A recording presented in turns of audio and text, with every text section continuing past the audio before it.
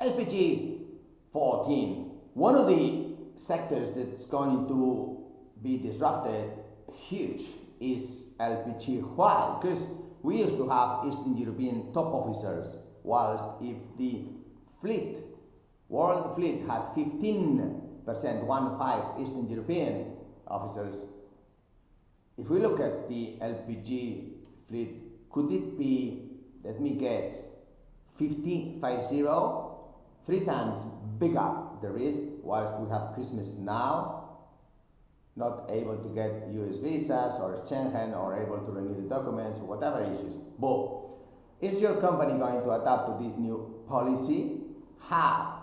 Well, we could have these big, huge softwares like the Porsches or the BMWs or the Mercedes, which have half autonomy and the cost 2 times more.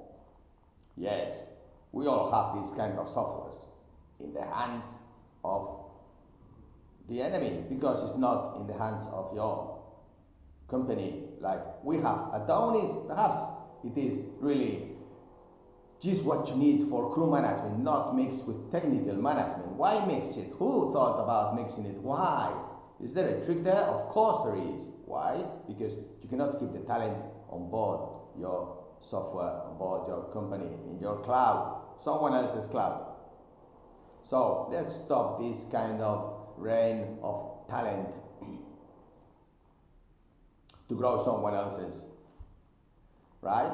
Therefore, please think about LPG issues today, because you can really go and pay much more because that was your policy, like everybody else's, or you can be the one moving fast today and having a fleet of 60, 70 LPGs with a new idea of trade, of ESG, of corporate social responsibility, of goodwill, of investing in the talent, in the retention.